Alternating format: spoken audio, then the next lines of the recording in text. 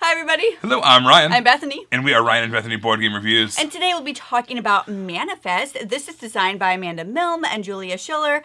The artwork is by Franz Vohwinkel and also Amanda Milne again, and it is published by Schilmil Games. You guys, it is the roaring 20s. Not the 2020s, the 1920s. Thank you for that distinction. A different kind of roaring 20s. All right, so what you're doing is you are in charge of this fleet of ships. You're picking up passengers. You're picking up cargo. You're dropping off at the right places, trying to earn the most amount of points and money. Let me show you how it works. All right, here's our setup for Manifest. Everyone's going to get their own personal player board. It's going to have two ships on it.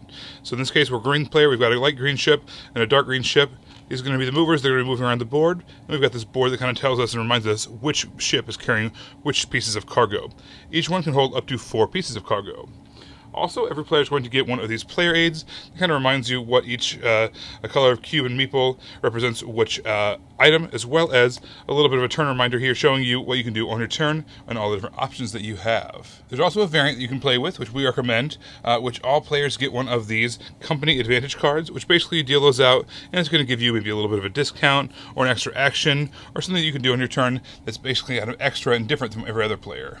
We're going to start the game off with some contracts. We have contracts that are private to us that only we can fulfill.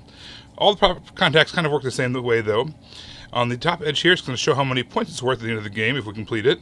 It's going to show you what good wants to be delivered to what location. You're going to start off with one worth 2, one worth 1, and one worth 3. And they're going to be randomly divvied out from the deck. And also, we're going to have 3 public contracts that you can fulfill. Those are going to be out there, and basically it's kind of a first come, first serve. Whoever can complete that, one of those objectives first by sending those particular goods to that location is going to be able to take that for those points for themselves. Later on, if you want some more of your own private contracts, you can go to this deck here, and you can buy them off the top of the deck using money. Whatever the price is on the back there is what the cost is. It's also going to represent how many points it's worth once you finish it. On your turn, you are going to get 4 action cards, and you can use them any way you like. At the end of your turn, you're going to draw your hand back up to 4 cards, no matter how many you use. On the top left here is going to show how much movement you can use for a particular card. On the top right is money that you can spend, and the bottom of all these cards has some kind of special ability. Whether it's attack against your opponents, maybe it's going to help you with some extra movement, maybe it's going to do something else for you. But basically, you have all these different options on your turn. Each card is different. You can spend them any way you like.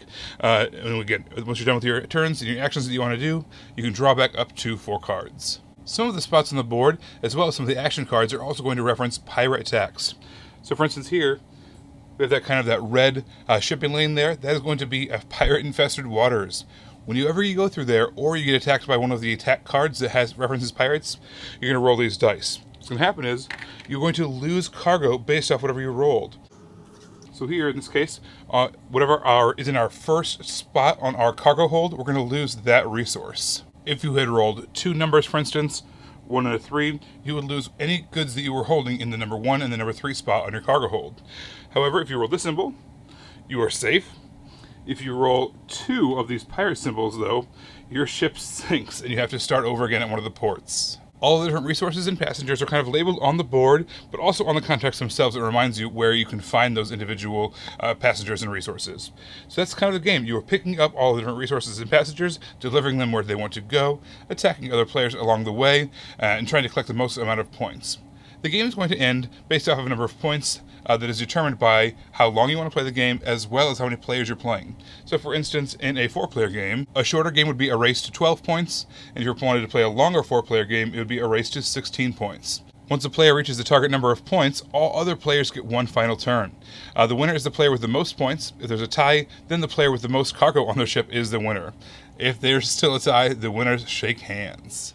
So one of the things I actually really liked about this game was the maps. So the board had 2 sides maps. Now the routes and everything were the same. It was just that the placement of North America was different than the placement. So it just swapped them. So if you're used when you see maps like we are to seeing North America on this side of the map, that's what you see. And if you're not and you're used to seeing it on the other side, you can flip that. And I just think that's great because we're really used because we're in America to seeing a map a certain way, but that's not the case for a lot of the world. So I just really liked that was an option.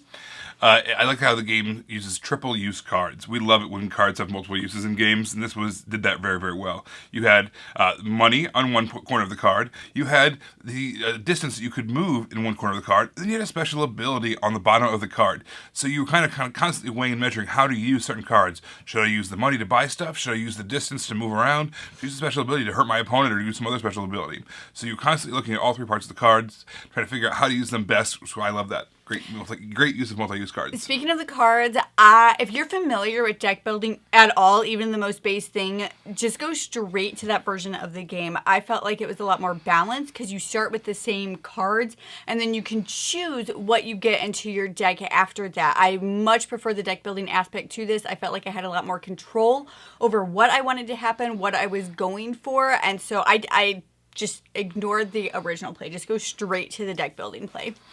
All right, in terms of the components, I thought the quality of the components themselves was very strong. I mean, there wasn't a whole lot going on here, but the big cubes were big, nice, oversized cubes.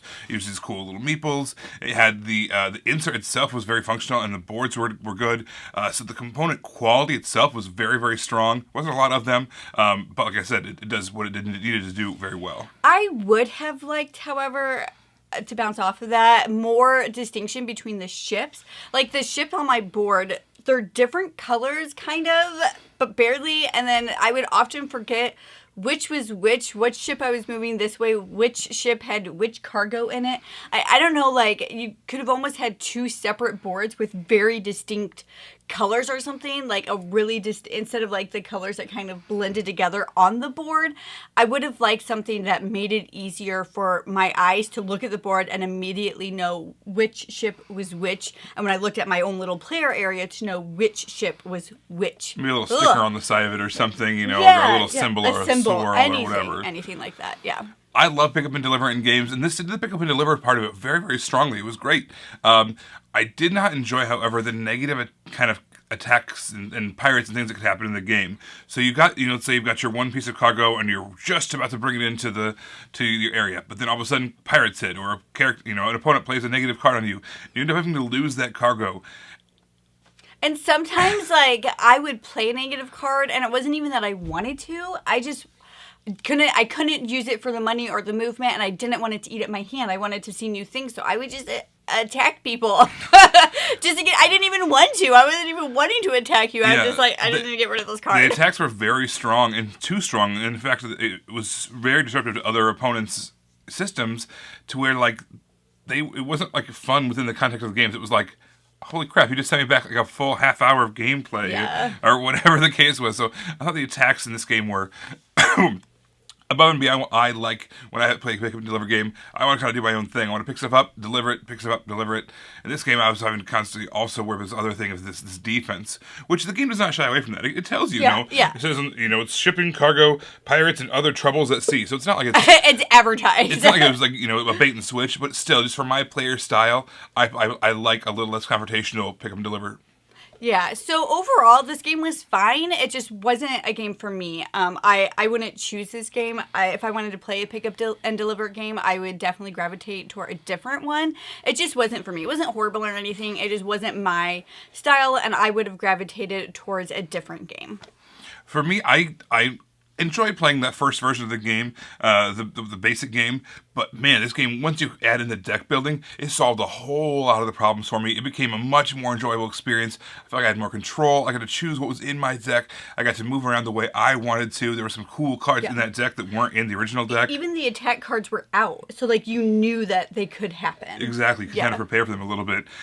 So I felt like the deck building solved a whole lot of the problems for me. This is still not a game that I'm going to choose on a nightly basis or anything like that. But again, if you're going to play this game, definitely jump right into the deck building. It really shines at that point. Everybody, thank you so much for watching. Don't forget to subscribe so you can see our videos as they come out. And until then, you can follow us in all of these places. You guys, thanks for watching. We will see you next time. Bye.